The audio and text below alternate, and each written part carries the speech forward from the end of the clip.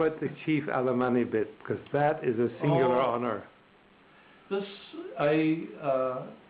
town that we were helping was called Port Local. And Cleaver knows all these places because he lived there. I was only there for a few weeks, and I never even visited Port Local. So our project started with sending used pencils and things like that about 15 years ago. And since then, we've been able to build a new high school. So they invited me to come for the opening of the new high school. So when I got to Sierra Leone, we stayed with the bishop in his home, and nobody would tell me what was happening in Port Local. We had the complete itinerary for McKinney, for Freetown, but Port Local was sort of a secret. They just smiled and they said, "You'll be very happy, but we're not telling you." So when we got to Port Local, the people, I mean, this is amazing, the history. It goes back to the days when Cleaver and his wife were there. I mean, in the days of empire, really. I mean, we were met at the outskirts of the town by the local dignitaries and by the principal of the school and so on. And then they took us into the town, and the first stop was to visit the paramount chief in his home to pay respects. And that goes back to historic times, doesn't it? It does, you know, indeed. the stranger arrives in town and you when I went pay to your the respects. foster parents thing, I got a 2-gun salute.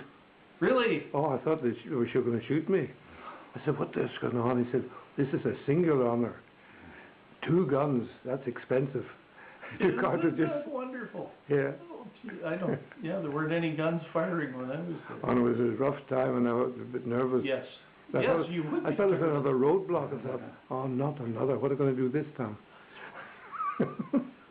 So anyway, after we visited the paramount chief, they asked if we minded walking, and I said no, because I'd been in a car all morning.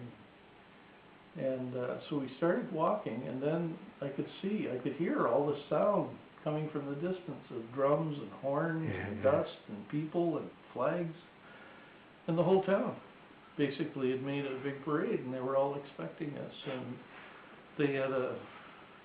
they didn't carry me in a hammock, thank goodness. But I would never have told anyone if that had happened.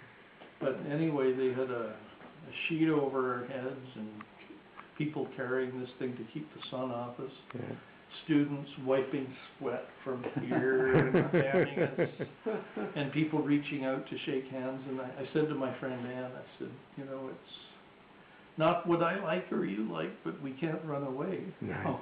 So we better do our best Queen and Prince Philip invitation. That's right, yes. So we just smiled and shook hands with people.